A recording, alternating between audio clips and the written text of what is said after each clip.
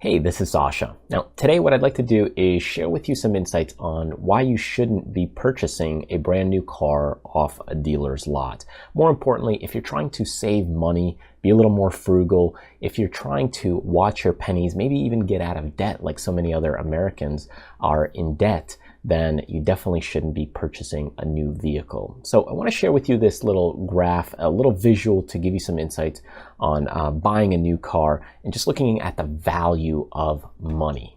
So here on this chart, what we're looking at is the money versus the age of the car. So the age of the car here is in years, and then the actual money in thousands is that value of that car. Now, initially at the beginning, what you're looking for, okay, when you're looking to buy a brand new car that's basically 0 years old, you have a car that it could be $55,000, could be $45,000, whatever the starting range or rate is, you choose the number.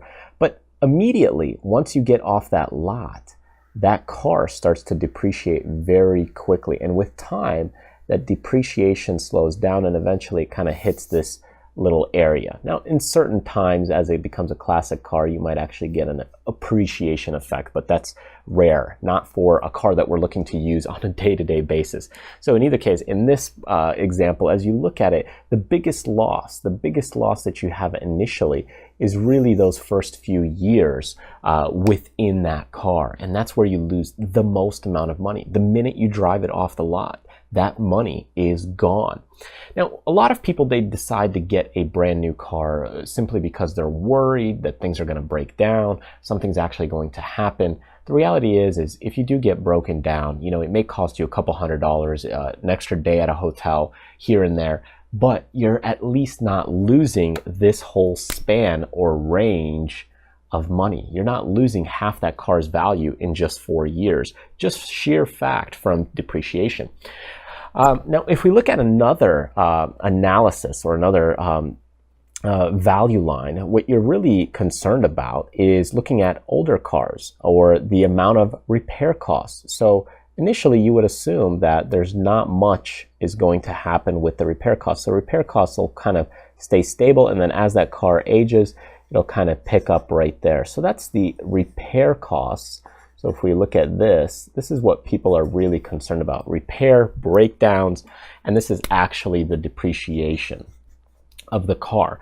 So what you want to do when you're looking to buy a car is you're looking to get a car somewhere in the sweet spot zone, okay? And that could be somewhere around the 5-6 year mark where the repair cost is still fairly low, but the depreciation has gone down quite a bit. So somewhere anywhere around that 4 or 5 year mark range, okay, right here, where you still don't have a lot of repair costs, all the way to maybe that 12-year range. And the reason for that is because you still want a little bit more time frame to be able to use the car.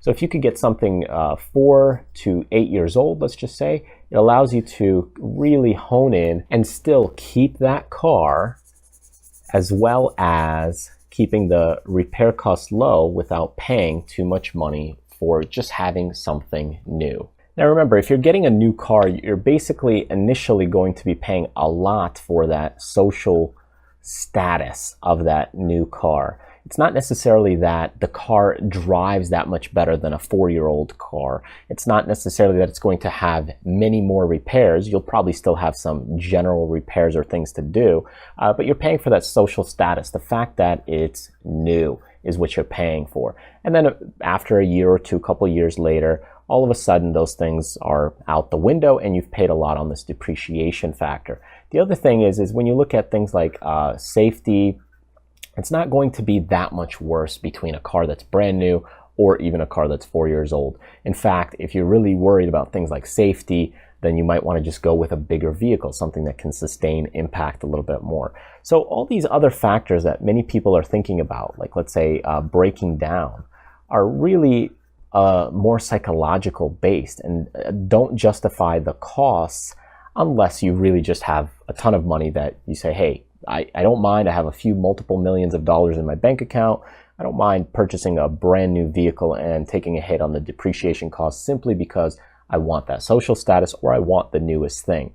But If you're a person who's in debt, if you are struggling to make payments, if you're making $20,000, $30,000 a year, there's no need for you to purchase a brand new car. Instead, look for something along that sweet spot, something right around this area, that 4 to 6 year age gap, so that way you can still avoid high repair costs, but at least make out on that depreciation to where you don't have to pay that initially and someone else gets that burden. All right, so thanks for joining me in this video. I hope you found it helpful and insightful. And if you did and you want to subscribe to other financial videos or about building your business, then by all means, go ahead, join me on my newsletter list by clicking the button right up here. When you get there, enter your name and email address, and you'll be added to the newsletter list. So that way you get announcements when those things come out. Thanks again, and I'll see you next time.